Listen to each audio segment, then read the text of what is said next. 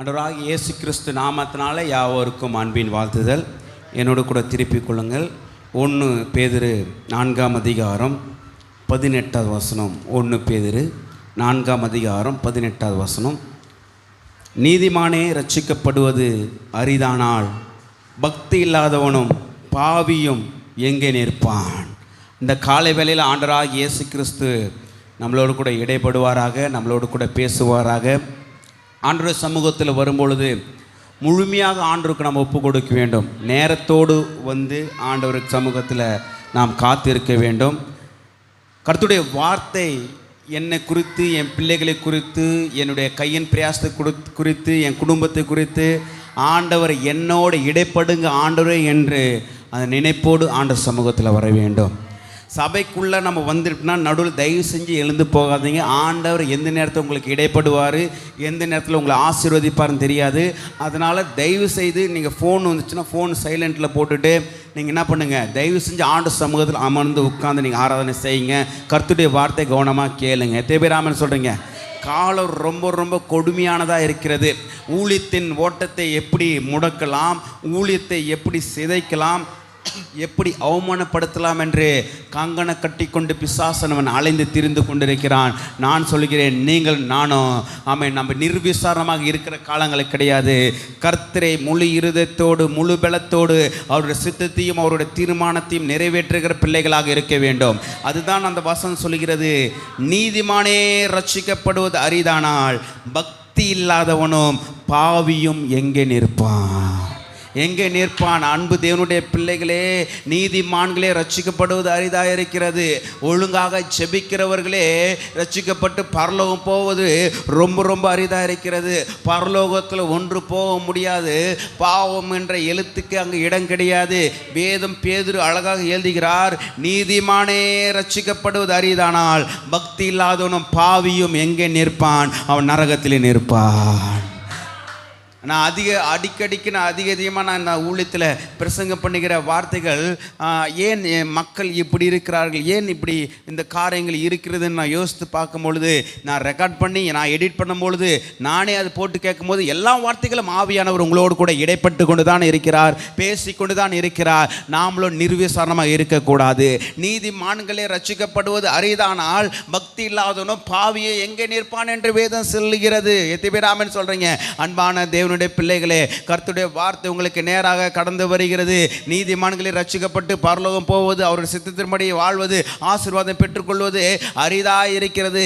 நாம் எங்கே இருக்கிறோம் என்று பாருங்க. நீங்க எந்த இடத்துல இருக்கீங்க பாருங்க. ஆதி ஆகமத்தில் முதல் பாவம் ஆதாம் ஏவாள் பாவம் செய்கிறாங்க. அவர்கள் நிர்வாணி என்று இருக்கிறோம் என்ற அந்த அறிவு அவர்களுக்குள்ளாக வருகிறது. தேவனாகிய கர்த்தர் குளிர்ச்சியான வேலையில் அந்த தோட்டத்தில் உலாவி கொண்டிருக்கும் பொழுது, ஆதாமே நீ எங்கே இருக்கிறாய் என்று ஆண்டவர் அங்கே கேட்குறாரு. உடனே சொல்கிறான், நான் நிர்வாணமாக இருக்கிறேன் என்று அங்கே சொல்லுகிறதை பார்க்கிறோம். வானத்தையும் பூமியை படைத்த சர்வ வல்லமுள்ள தேவன் அவர் ஆதாம ஏவாளும் பாவம் செஞ்சிட்டாங்கன்னு அவருக்கு தெரியும். அவர்கள் ஒரு இலையை தச்சு கொண்டு மறைவான ஒரு இடத்துல இருந்து கொண்டு இருக்கிறது ஆண்டவருக்கு தெரியும். எந்த இடத்துல இருக்கிறான்னு தெரியும், எந்த நிலைமையில் இருக்கிறான்னு தெரியும். தெரிந்திருந்த ஆண்டவர் கேட்குறாரு, ஆதாமே நீ எங்கே இருக்கிறாய்?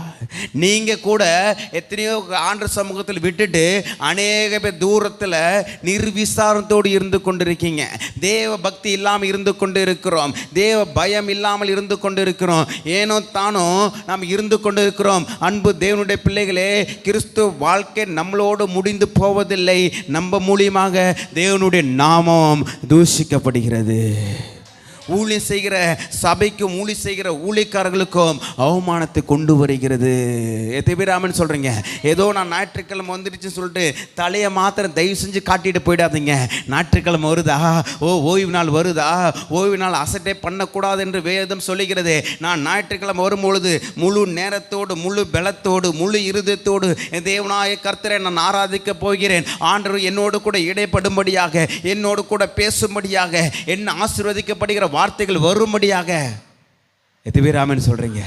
அங்கே அப்போ லிஸ்திரியா பட்டணத்திலே அப்போஸ்தலன் பவுல் பேசிக்கொண்டு இருக்கும் பொழுது, தாயின் கற்பத்தில் பிறந்தது முதல் சப்பானையாக இருந்தவன், ஒரு நாளும் நடவாதனாக இருந்தவன், கர்த்தருடைய வார்த்தையை பிரசங்கத்தை கேட்டுக்கொண்டு இருக்கும்பொழுது அப்போஸ்தலன் பவுல் சொல்கிறாரு, இவன் ரட்சிப்புக்கு ஏற்ற விசுவாசம் இவனுக்குள்ளே இருக்கிறதை கண்டு அவன் கையை பிடிச்சு எழுந்து தூக்கி விடும்பொழுது அங்கே பெரிய தெய்வீக சுகம் வந்தது பார்க்கிறோம். கர்த்தருடைய வார்த்தை ரொம்ப ரொம்ப அவசியம். யார் ரொம்ப அசட்டை பண்ணிக்கிறான்னா, சபைக்குள்ளே வந்துட்டு நடுவில் எழுந்து போகிறது, அது அசட்டை பண்ணிக்கதான் இருக்கிறது. நீங்கள் தேவனை அசட்டை பண்ணவில்லை, உங்களை நீங்களே வஞ்சித்து கொண்டு இருக்கீங்க. எதிராமல் சொல்கிறீங்க, நம்மளுக்குள்ளாக தேவ பயம் உண்டாக வேண்டும். பகல் பாசம் உங்களுக்குள்ளாக, சத்தமாக சொல்லுங்கள், உங்களுக்குள்ளாக எனக்குள்ளாக தேவ பயம் உண்டாக வேண்டும். கையை பிடிச்சி சொல்லுங்க. ஆமென். உனக்குள்ளாக சொல்லுங்க, உங்களுக்குள்ளாக எனக்குள்ளாக தேவ பயம், சவுண்டை சொல்லுங்க, தேவ பயம், தேவ பக்தி உண்டாக வேண்டும். அன்பான தேவனுடைய பிள்ளைகளே, கர்த்தருடைய வார்த்தை உங்களுக்கு நேராக கடந்து வருகிறது. ஏதோ தேவ பயம் தேவ பக்தி என்று வாயில் சொல்லிட்டு போகிற வார்த்தை கிடையாது. நீங்கள் எந்த நிலைமையில் இருக்கீங்க, எந்த இடத்துல இருக்கீங்க, நீங்கள் என்ன செஞ்சு கொண்டு இருக்கீங்க என்று ஆதாம் என்ன செஞ்சான்னு சொல்லிட்டு ஆண்டவருக்கு தெரியும். தெரிந்திருந்தான் கேட்குறாரு, ஆதாமே நீ எங்கே இருக்கிறாய், நீ எந்த நிலைமையில் இருக்கிறாய்? இந்த காலை வேளையில் உங்களோடு கூட ஆண்டவர் பேசிக்கொண்டு இருக்கிறார். அன்பு சகோதரனே, அன்பு சகோதரியே, நீங்கள் எந்த நிலைமையில் இருந்து கொண்டு இருக்கீங்க? உங்களுடைய கிறிஸ்துவ வாழ்க்கை எப்படி இருந்து கொண்டு இருக்கிறது? உங்களுடைய கிறிஸ்துவின் ஜீவியம் எப்படி இருந்து கொண்டு இருக்கிறது? உங்களுடைய கிறிஸ்துவின் சாட்சி எப்படி இருந்து கொண்டிருக்கிறது? நீங்கள் கவனித்து பாருங்கள். நாம் 4 பேர் ஒன்றாக இருக்கும்படியாக அழைக்கப்படவில்லை. நம்மளால் பெரிய ரட்சிப்புக்கு தடையாக இருக்கக்கூடாது. எதிரி பேராமன் சொல்கிறீங்க.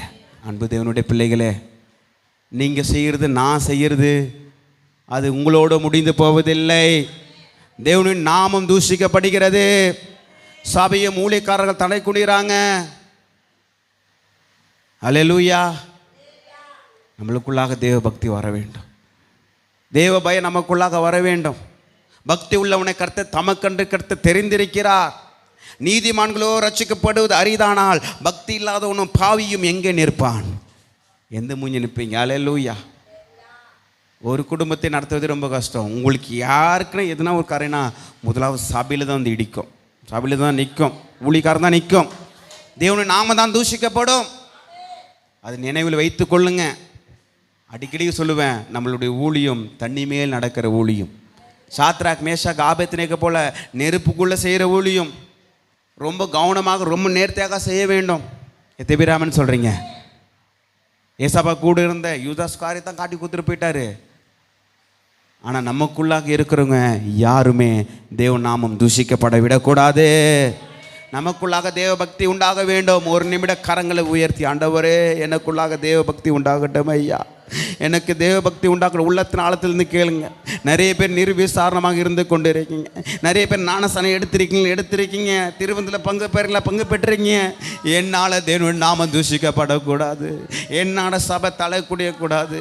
என்னால் ஊழியக்காரர்கள் தடையக்கூடியக்கூடாது. ஆண்டவரே, இதை தான் சொல்லித்தராங்களா உங்களுக்கு? கிறிஸ்தவர்களே, தேவனுடைய பிள்ளைகளே, அவர் ரத்தத்தினால் கழுவப்பட்ட தேவனுடைய பிள்ளைகளே, உங்கள் நிமித்தம் என் நிமித்தம் தேவன் நாம தூஷிக்கப்பட விடக்கூடாது. நாய் தன் கக்கினதை மீண்டுமாக தின்னக்கூடாது என்று வேதம் சொல்லுகிறது.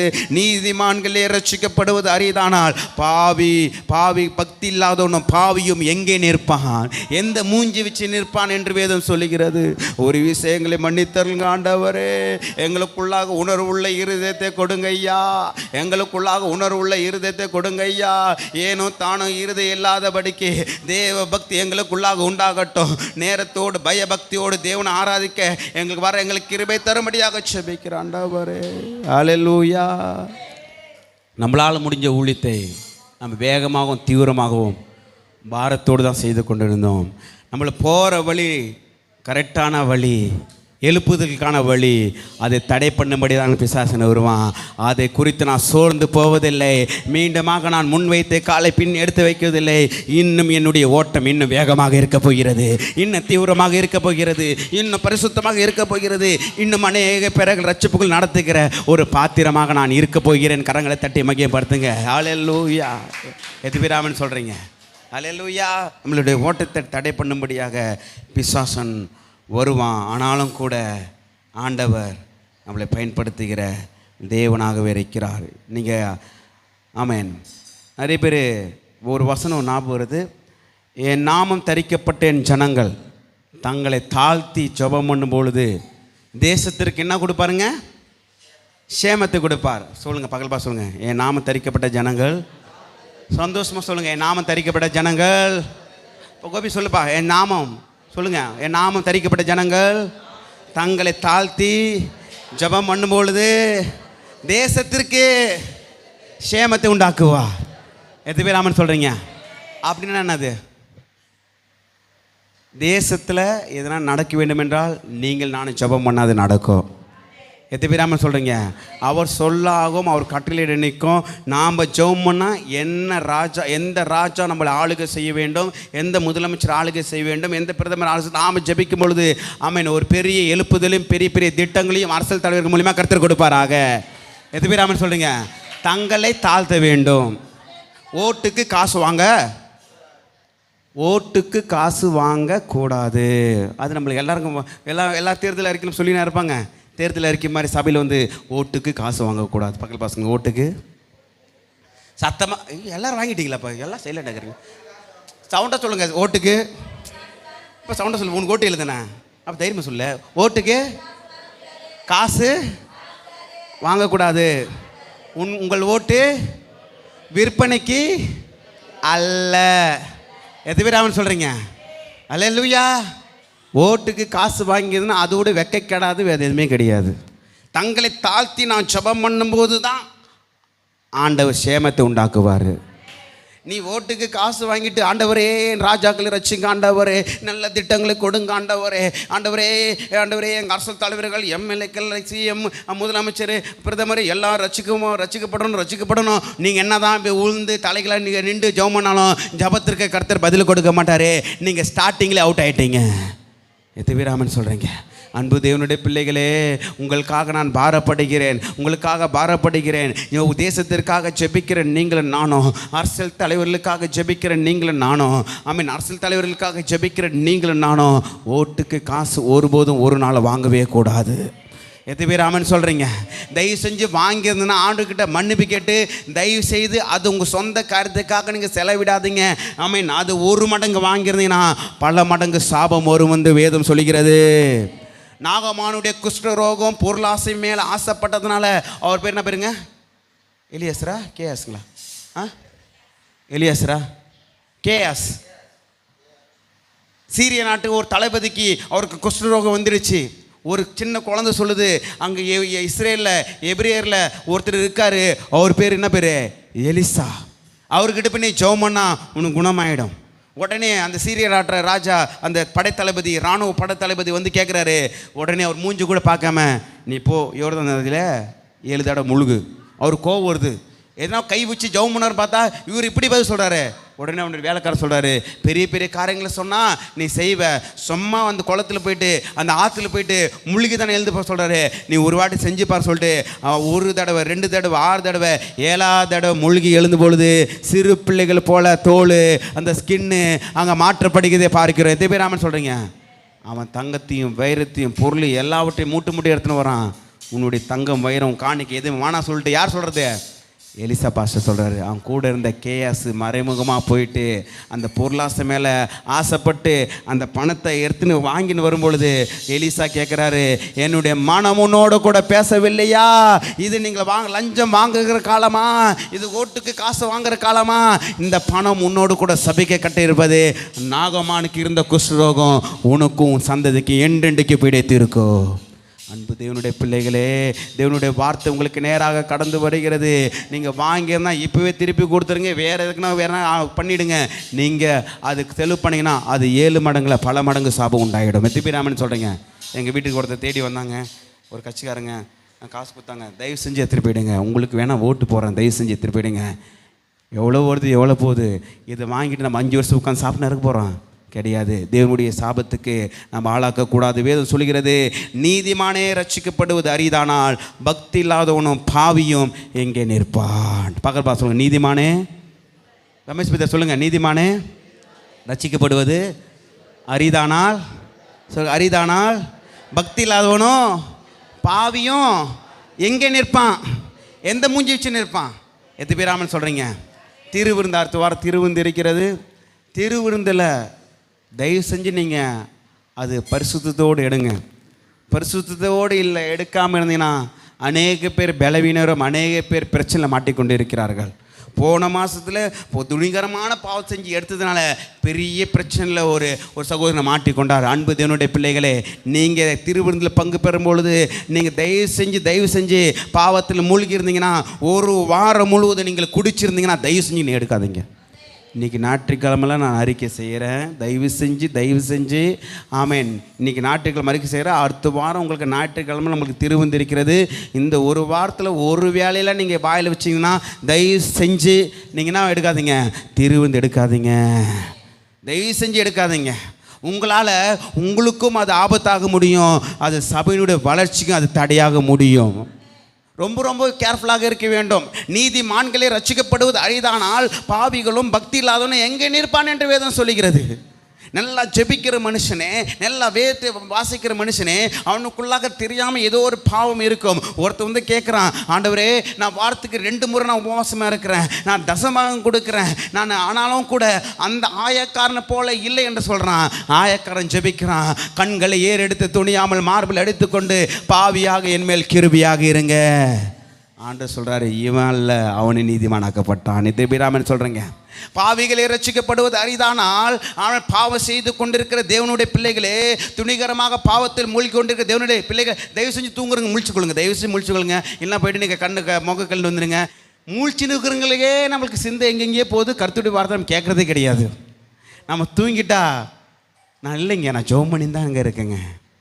தயவு செஞ்சு சொல்கிறேன், ஆமீன். விதை விதைக்கிறவன் விதைக்க புறப்பட்டான். வழி அருகே ஒரு விதை விதைக்கப்பட்டது. அங்கே பறவைகள் எடுத்து போட்டுச்சு. முள்ளுள்ள இடத்துல விதைக்கப்பட்டான், முள் நெருக்கி போட்டது. கற்பாறை மேலே விதைக்கப்பட்ட விதை வேறு இல்லாதனால வெயில் ஏறினோடனே அது காஞ்சி போயிடுச்சு. நல்ல நிலத்தில் விதைக்கப்பட்ட விதையோ 30ஆகும் 60ஆகும் 100ஆக பலன் கொடுக்கும். எத்தனை பேர் ஆமென் சொல்கிறீங்க? தேவ பக்தி இல்லாதவர்களுக்கு தேவ பக்தியில் நீங்கள் வளரும்படியாக ஆண்டவர்கிட்ட கேளுங்க.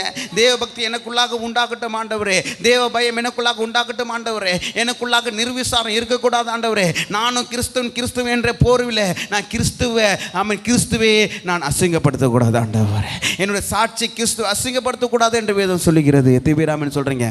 நீங்கள் எடுத்து வாசித்து பார்த்தீங்கன்னா அதே 2 பேதுரு ஆமென் 2ஆம் அதிகாரம் 9ஆம் வசனம் படிங்க. 2 பேதுரு 2ஆம் அதிகாரம் 9ஆம் வசனம்.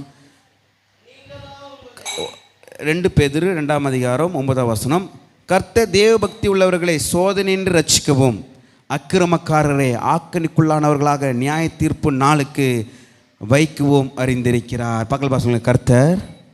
சத்தமாக சொல்லுங்கள், கர்த்தர் தேவ பக்தி உள்ளவர்களை சோதனையின்றி ரட்சிக்கவும் அக்கிரமக்காரரை சொல்லுங்கள், அக்கிரமக்காரரை சவுண்டை சொல்லுங்கள், அக்கிரமக்காரரை ஆக்கணிக்குள்ளானவர்களாக நியாய தீர்ப்பு நாளுக்காக கர்த்தர் வைத்திருக்கிறார். எத்தனை பேர் ஆமென் சொல்கிறீங்க? அன்பு தேவனுடைய பிள்ளைகளே, சபைக்கு வரும்பொழுது நீங்கள் தயவு செஞ்சு வேதத்தோடு வாங்க. நீ நடந்த காலெல்லாம் போகட்டும், நம்ம இருந்த காலெல்லாம் போதும்.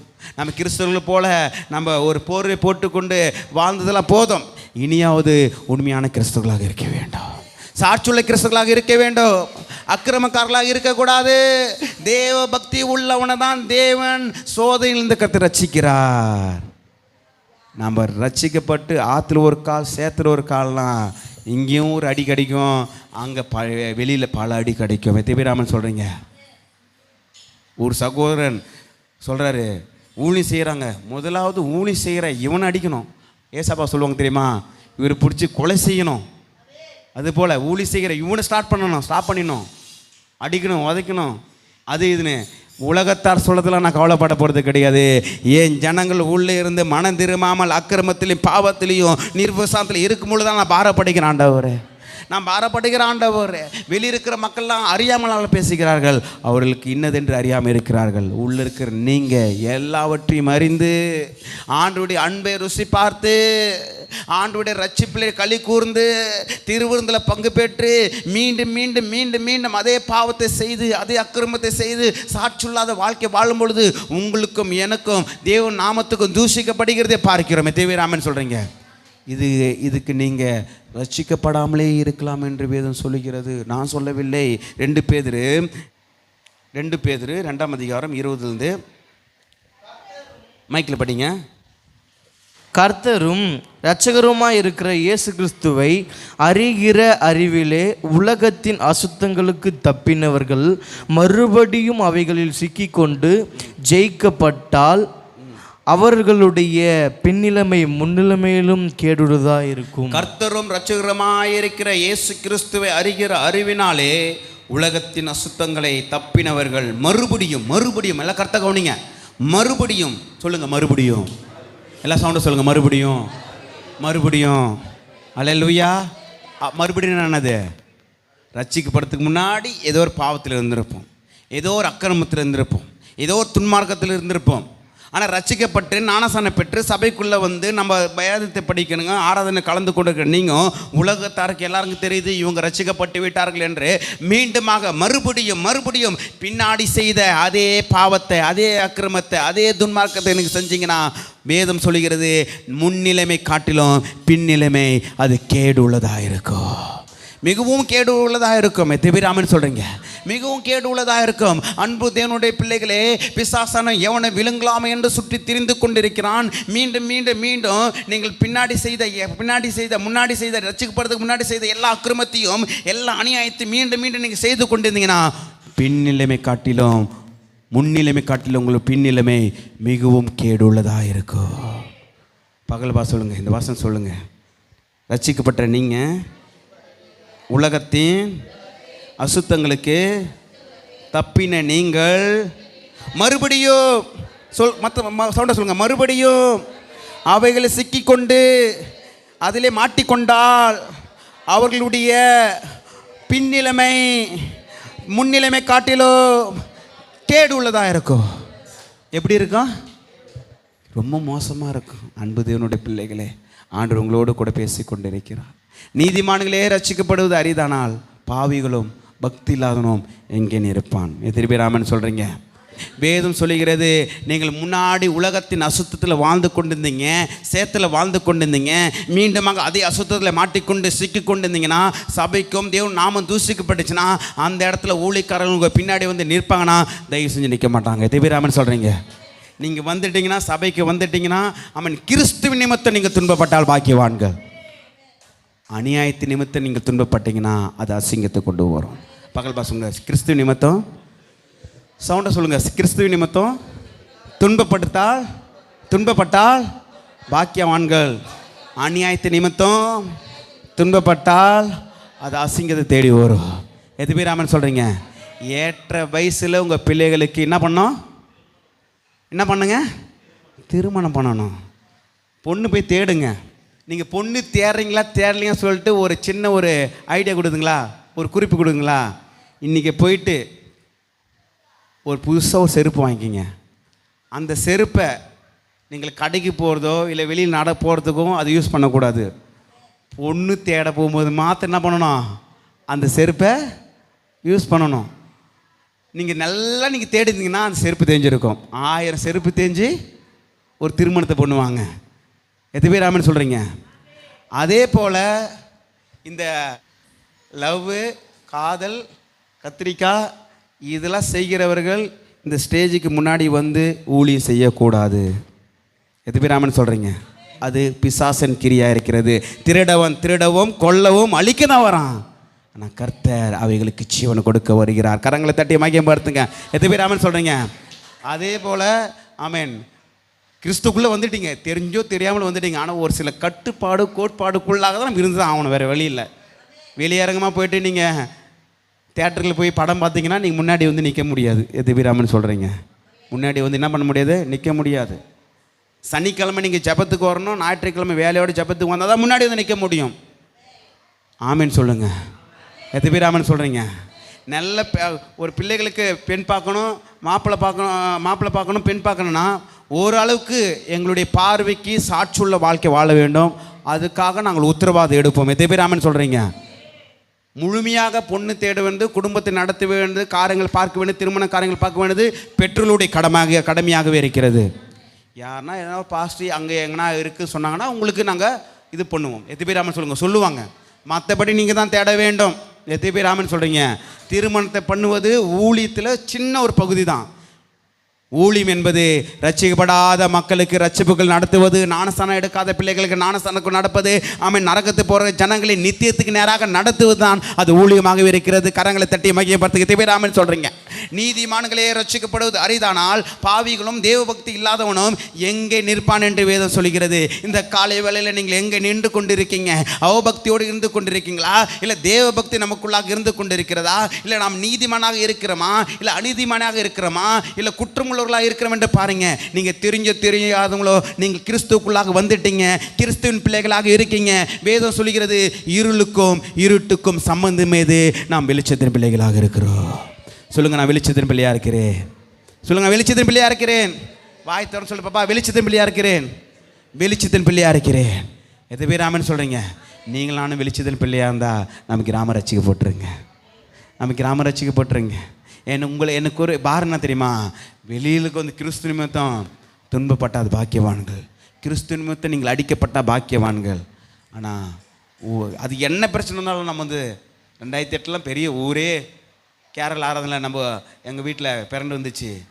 ஆனால் அங்கேருந்து தான் கர்த்தர் ஊழியக்காரனை கர்த்தர் எழுப்பினார். ரொம்ப அவமானப்படுத்தப்பட்டாங்க. அந்த வீட்டில் தான் ஊழியம் எழுப்பி இருக்கிறது.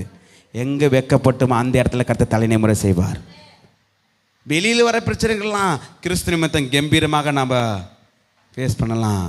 ஆனால் உள்ளேருந்து வருகிற பிரச்சனைகளுக்கு நான் தலை குனிய வேண்டும். ஊழியத்தின் வளர்ச்சியை கெடுக்கும் அன்பு தேவனுடைய பிள்ளைகளே, அது ஊழியத்தின் வளர்ச்சி கெடுக்கும் என்று வேதம் சொல்கிறது. நீங்கள் மறுபடியும் அவைகளை சிக்கிக்கொண்டு ஜெயிக்கப்பட்டால் அவர்களுடைய பின்னிலைமைகளும் முன்னிலைமை கேடு உள்ளதாக இருக்கும். அடுத்த வசனம் சொல்லுது, அவர்கள் நீதியின் மார்க்கத்தை அறிந்த பின்பு தங்களுக்கு ஒப்புவிக்கப்பட்ட பரிசுத்த கற்பனையை விட்டு விலகுவதை பார்க்கிலும் அதை அறியாது இருந்தார்களானால் அவர்களுக்கு நலமாக இருக்கும்.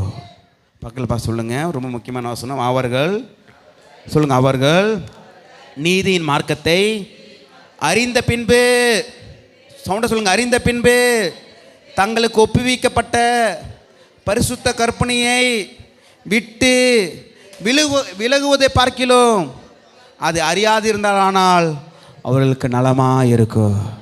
அன்பு தேவனுடைய பிள்ளைகளே, நீங்கள் ரட்சிக்கப்படாமல் இருந்தாலே, நீங்கள் சபைக்கு வராமல் இருந்தாலே நலமாக இருக்கின்ற வேதம் சொல்லுகிறது. சபைக்குள்ளே வந்துட்டியா, நீ பரிசுத்த பிள்ளையாக தான் இருக்க வேண்டும். நீ சபைக்குள்ளே வந்துட்டியா, நீ நீதின் பிள்ளையாக இருக்க வேண்டும். என்ன சொல்கிறாங்க? நீ சபையில் இதுதான் சொல்லித்தராங்களா, இந்த அசத்தை தான் சொல்லித்தராங்களா, இந்த அக்கிரமத்தை தான் சொல்லித்தராங்களா, என்ன போதிக்கிறாங்க, என்ன ஆராதிக்கிறாங்க என்று தலை குனிகிற காரியத்தை செய்யக்கூடாது. வேதம் சொல்லுகிறது, நீங்கள் பரிசுத்த கற்பனை விட்டு விலகுவதை பார்க்கலாம், அது அதிகாரி இருந்தால் அவர்களுக்கு நலமாயிருக்கமே. நாய் தன் கக்கினதை தின்னவும் கழுவப்பட்ட பன்றி சேற்றிலே புரளுவது திரும்பினது என்று சொல்லப்பட்ட மெய்யான பழமையின்படியே அவர்களுக்கு சம்பவித்தது. நாய் தன் கக்கினதை தின்னுகிறதா, பன்றி சேற்றிலே புரளுவதும் திரும்பினதும் போல இருக்கிறது. நாய் கக்கினது சாப்பிட்டு மறுபடியும் கக்கினது மறுபடியும் அது போய் சாப்பிட்டா எப்படி இருக்கும்? நாம் ரட்சிக்கப்படாத முன்னாடி எத்தனையோ அக்கிரமங்கள் செஞ்சுருப்போம். அறியாத காலத்தில் இருந்தோம். எல்லா மனிதர்கள் தான் அறியாத காலத்தில் இருந்திருப்போம். வேசித்தனத்தில் இருந்திருப்போம். மற்றவங்களை புறங்குறுதல் இருந்திருப்போம். ஓட்டுக்கு நம்ம காசு வாங்கியிருப்போம். மற்றவங்களுடைய காசை நம்ம பணத்தை இச்சித்து இருப்போம். ஆனால் ரட்சிக்கப்பட்ட நீங்கள் அது அப்படியே, ஒருவன் கிறிஸ்துக்குள்ளாக இருந்தால் அவன் புதிய சிருஷ்டியாக இருக்கிறான். பழையவைகள் எல்லாம் ஒளிந்து போயின, எல்லாம் புதிதாயின. கரங்களை தட்டி மகியம் பார்த்துங்க. எத்தனை பேர் ஆமென் சொல்கிறீங்க? நீதிமான்களே ரட்சிக்கப்படுவது அது அரிதாக இருக்கும் என்றால் அசுத்தம் உள்ளவர்களும் அக்கிரமக்காரர்களும் எங்கே நிற்பார்கள் என்று வேதம் சொல்லுகிறது. ஒரு நிமிடம் ஆண்டு சமூகத்தில் எழுந்து நின்று ஆண்டு சமூகத்தில் நம்ம ஒப்பு கொடுப்போம். அல்லேலூயா. ஒரு நிமிடம் ஆண்டு சமூகத்தில், ஆண்டவரே என்ன ஒரு விஷயம் என்ன மன்னிங்க ஐயா, ஒரு விஷயங்களை மன்னிங்க ஐயா, ஆண்டவரே துதிக்கிறமை. ஒரு நிமிடம் எழுந்து நின்று, ஆண்டவரே எங்களை அக்னியாக மாற்றுங்க ஐயா, எங்களை அக்னியாக மாற்றுங்க ஆண்டவரே, எங்களை மாற்றுங்க ஐயா. அன்பு தேவனுடைய பிள்ளைகளே, ஆவியானவர் உணர்த்தி கொண்டிருக்கிறார். ஆமென். ரட்சிக்கப்பட்ட நீங்களும் நானும் இந்த பூமிக்குரியவர்கள் கிடையாது, பரலோகத்துக்குரியவர்கள். ஆமென். பரிசுத்தத்துக்குரியவர்கள். ஆமென். நீதிக்குரியவர்கள். தேவனுடைய பிள்ளைகள். ஆமென். உன்னதமானுடைய தேவனுடைய பிள்ளைகள் என்று நீங்கள் அறிந்திருக்கிறீர்கள். ஆமென். மறுபடியும் மறுபடியும் மறுபடியும் உலகத்தின் அசுத்தத்தில் போயிட்டு நீங்கள் சிக்கிக்கொண்டால் உங்களுடைய பின்னிலைமை காட்டிலும் முன்னிலைமை காட்டிலும் பின்னிலைமை மிகவும் கேடு உள்ளதா இருக்கும். ஆமென். மிகவும் கேடு உள்ளதா இருக்கும். நாய் தன் கக்கினதை தின்னுகிறது போல இருக்கும். பன்றி சேற்றிலே மீண்டும் பொருளுகிற போல இருக்கிறது.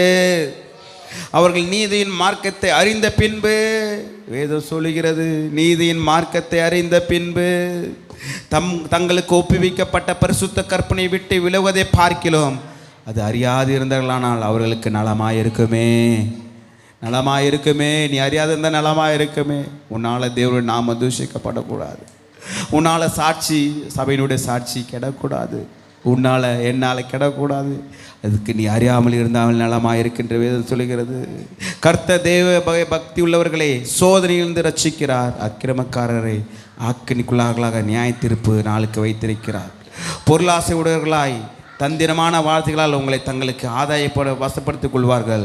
பூர்வ காலம் முதல் அவர்களுக்கு விதிக்கப்பட்ட ஆக்கினிய அயர்ந்திராது, அவர்களுடைய அழிவு உறங்காது. பாவம் செய்த தூதர்களை தேவன் தப்ப விடாமல், பாவம் செய்த தூதர்கள் தான் பிசாசா மாறி இருக்கிறான். பாவம் செய்த தூதர்களே ஆண்டவர் என்ன பண்ணல, தப்ப விடாமல் அவர்களுக்கு நித்திய நரகத்தில் போடும்படியாக அவனை நியமிக்கப்பட்டிருக்கலாம் என்று வேதம் சொல்கிறது. பாவம் செய்த தூதர்களை தேவன் தப்ப விடாமல் அந்தகார சங்கிலினாலே கட்டி நரகத்திலே தள்ளி நியாய தீர்ப்புக்கென்று வைக்கப்பட்டவர்களாக ஒப்பு கொடுத்து, பூர்வ உலகத்தை தப்ப விடாமல் நீதியும் பிரசங்கித்தவனாகிய நோவா முதலான 8 பேரை காப்பாற்றி அவபக்தி உள்ளவர்களை நிறைந்த உலகத்தின் மேல் ஜலப்பிரயத்தை வர பண்ணினார். அவபக்தி தேவ பக்தி தான் நம்மளுக்குள்ளாக இருக்க வேண்டும். அவபக்தி இருக்கக்கூடாது. பாவம் செய்கிற ஆத்மா அது சாக வேண்டும். அவன் நீதியானவருங்க. அன்பு தேவனுடைய பிள்ளைகளே, கர்த்தருடைய வார்த்தை உங்களை நேராக கடந்து வருகிறது. அவ்வளோ பேர் இருந்தாங்க நோவா காலத்தில். அநேக பேர் குடித்தார்கள், வெறித்தார்கள், பெண் கொடுத்தார்கள், எடுத்தார்கள், சம்பாதித்தார்கள், வீடு கட்டினார்கள், வந்தார்கள், போனார்கள். ஆனால் ஜலப்பிரளயம் வந்து எல்லாரும் வாரிக்கொண்டு போனார்கள். ஜலப்பிரளயம் வந்து வாரிக்கொண்டு போனார்கள். 8 பேர் மாத்திரமே அங்கே ரட்சிக்கப்பட்டார்கள். எவ்வளோ பேர் ரட்சிக்கப்படுவார்கள், எவ்வளோ பேர் பரலோகம் வருவார்கள் என்று வேதம் சொல்லவில்லை. எத்தனை பேர் நீங்கள் நீதிமான்களாக இருக்கீங்க? எத்தனை பேர் நீங்க பரிசுத்தவான்களாக இருக்கீங்க? ஆமென். எத்தனை பேர் தேவனுடைய சித்தத்தின்படி செய்து கொண்டு இருக்கீங்க? ஆமென். உங்களோடு முடிந்து போவது அல்ல. நீங்க செய்கிற ஒவ்வொரு காரியங்களும் உங்களோடு, உங்க குடும்பத்தோடு, பிள்ளைகளோடு முடிந்து போவதில்லை. தேவனுடைய நாம தூஷிக்கப்பட்டு கொண்டு இருக்கிறது. சபையும் தேவனுடைய ஊழியக்காரர்களும் தலை குடிந்து கொண்டு இருக்கிறார். ஒரு நிமிடம் கரங்களை உயர்த்தி ஆண்டு சமூகத்தில் 2 கரங்களை உயர்த்தி, ஆண்டவரே, நீதிமான்களே ரட்சிக்கப்படுவது அரிதானால் பாவியும் பக்தி இல்லாதவன் எங்கே நிற்பாள்? நாங்கள் பக்தி இல்லாதவர்களாக இருக்கக்கூடாது. ஆண்டவரே, எங்களுக்குள்ளாக தேவ பக்தி உண்டாகட்டும். எங்களுக்குள்ளாக தேவ பக்தி உண்டாகட்டும். எங்களுக்குள்ளாக தேவ பயம் உண்டாகட்டும். உலக அசுத்தத்தில் மறுபடியும் நாங்கள் சிக்கிக் கொள்ளாதபடிக்கு காப்பாற்றுங்க ஐயா. எங்களுடைய முன்னிலைமை காட்டிலே பின்னிலைமை கேடு உள்ளதா இருக்கக்கூடாது. நாய் கக்கினது மீண்டுமாக தின்னக்கூடாது. ஆவியானவரே, மக்கு ஸ்தோத்திரம் அப்பா.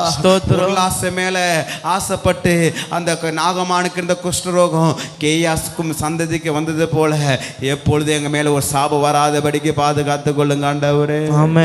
ஒரு விஷயம் மன்னிங்க ஐயா. மன்னிங்கப்பா. ஒரு விஷயம் மன்னிங்க ஐயா. மன்னிங்க ஆண்டவரே. நாங்கள் தானே ஓட்டுக்கு லஞ்சம் வாங்கிட்டமே. எங்களுக்கு ஒரு விஷயம் மன்னிங்க ஐயா. மன்னிங்க ஆண்டவரே. நாமம் தரிக்கப்பட்ட ஜனங்கள் தங்களை தாழ்த்தி ஜெபம் பண்ணும்போது தேசத்துக்கு சேமத்தை உண்டாக்குவார். தாழ்த்துறீங்களா? இது இல்ல, எனக்கு இது லாபமா இருக்கிற அனைத்தையும் நஷ்டம் என்று கருதுகிறேன். ஆமென். லாபமா இருக்கிற அனைத்து நஷ்டம் என்று கருதுகிறேன். அன்பு தகப்பனே, என்னாலே, எங்களாலே, சபை மக்களால அப்படி ஊழியத்தின் ஓட்டத்தை தடை பண்ணக்கூடாது ஐயா. நாங்கள் தடையா இருக்கக்கூடாது ஆண்டவரே. நான் தடையா இருக்கக்கூடாது ஆண்டவரே. எல்லாரும் கரங்களை உயர்த்தி உங்களுடைய ராஜ்யத்தை எலும்பி கட்டுவதற்கு நான் தடையா இருக்கக்கூடாது ஆண்டவரே. தடங்களா இருக்கக்கூடாது. வெளியில் இருக்கிற தடங்களுக்கு கூட சந்தோஷமாக கம்பீரமாக எதிர்த்து நிற்கலாம். ஆனால் உள்ளே தடை இருக்கும் பொழுது எதையுமே பண்ண முடியாது. ஒரு விஷயம் ஆண்டு சமூகத்தில் மன கசுந்த அளவுங்க ஆண்டவரே. ஒரு விஷயம் உங்களுடைய ரத்தத்தினால என்ன சுத்திகரிங்க ஐயா. சுத்திகரிங்க ஐயா. நாங்களோ பலவீனமான பாத்திரமா இருக்கிறோம் ஆண்டவரே.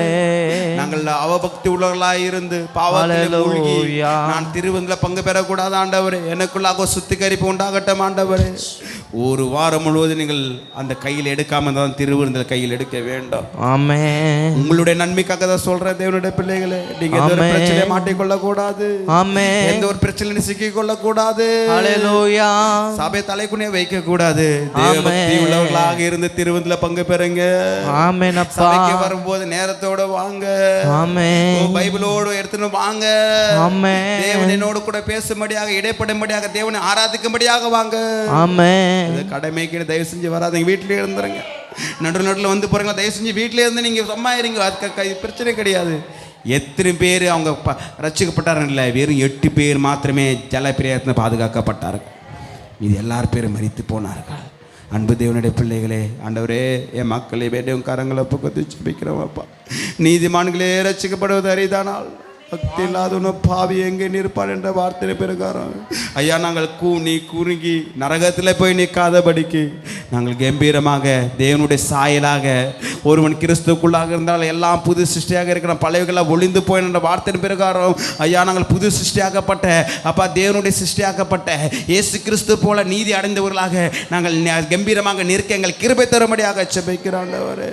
உங்கள் கரங்களை பக்கத்து செபிக்கிறேன். ஜனங்களுடைய குற்றங்களை பாவங்களை மன்னித்து மீண்டுமாக எழுப்பி கட்டுங்க. ஜபாவினால் நிரப்புங்க. ஊழியத்துக்கான பாரத்தை கொடுங்க. நான் செய்வது நான் பார்ப்பது, நான் கையில் செய்வது என்னோட முடிந்து போவதில்லை. அது தேவனோட நாமம் தூசிக்கப்படுகிற உணர்வு ஒவ்வொருவருக்கும் உண்டாகும்படியாக செபிக்கிறார் ஆண்டவரே. சபை வரைக்கும் பாதிக்கப்படுகிறது, ஊழியக்காரர்கள் பாதிக்கப்படுகிற ஒவ்வொருக்கும் ஒரு உணர்வு உண்டாகும்படியாக செபிக்கிறார். ஆமென். கிருபையினால மூடிக்கொள்வீராக. எல்லாம் துதி கண்ணமாக்கி உம்மைக்கே செலுத்துகிறோம் ஆண்டவரே. என் ஜனங்களை மனதார மனப்பூர்வமாக ஆசீர்வதிக்கிறேன். போகிறவர்களை பாதுகாத்துக் கொள்ளுங்க. தேவைகள் நிறைவாக சந்திக்கும்படியாக செபிக்கிறார் ஆண்டவரே. இந்த வெயில் தாக்கத்தினால யாருக்கு எந்த ஒரு பாதிப்பு வராமல் பாதுகாத்துக் கொள்ளும்படியாக செபிக்கிறார் ஆண்டவரே. என் ஜனங்களுக்குள்ளாக ஒரு தேவ பயமும் தேவ பக்தியும் அதிகமாக நீங்கள் கொடுத்ததுக்காக நன்றி செலுத்துகிறோம். இப்போ வாழை பிள்ளைகளும் கரங்களை பக்கத்து செபிக்கிறேன். எசப்பா, பைபிள் எக்ஸாம் எழுதுகிற பிள்ளைகள் நேரத்தோடு எழுதி முடிக்க கிருபை தாங்க ஆண்டவரே. யாருன்னா ஒருத்தர் ஃபோன் பண்ணி கேட்ட பிறகு எழுதுவதில்லை, அவர்களே தன்னிச்சையாக வேதத்தை வாசிக்கிற கிருபை தரும்படியாக செபிக்கிற ஆண்டவரே. அடுத்த வாரத்தில் இருக்கிற அப்பா பிபிஎஸ் ஜபத்தை நீங்கள் ஆசீர்வதிக்கும்படியாக செபிக்கிறாண்டவரே. பிள்ளைகளை கொண்டு வாங்க. ஒவ்வொரு வசனமும் அந்த பிள்ளைகளுக்கு விதியாக சொல்லித்தர கிருபை தரும்படியாக செபிக்கிறோம். தேவைகள் நிறைவாக சந்திக்கும்படியாக செபிக்கிறோம். இயேசு கிறிஸ்து மூலம் வேண்டுதல் செய்ய நல்ல பிதாவே. ஆமாம். எல்லாம் சொல்ல ஆத்துமாவே கர்த்தரே ஸ்தோத்ரி, என் முழுவதுமே நாமத்தை ஸ்தோத்ரி. என் ஆத்துமாவே கர்த்தரே ஸ்தோத்ரி, கர்த்தர் செய்த சகல உபகாரங்களும் மறவாதே. ஆமேன். கர்த்தராகிய இயேசுவின் கிருபையும் பிதாவாகிய தேவனுடைய அன்பும் பரிசுத்தாவின் ஐக்கியமும் இன்றைக்கும் என்றைக்கும் நம்மோடு கூட இருப்பதாக. ஆமென். அல்லேலூயா. கர்த்தர் தாமே உங்களை ஆசீர்வதிப்பாராக.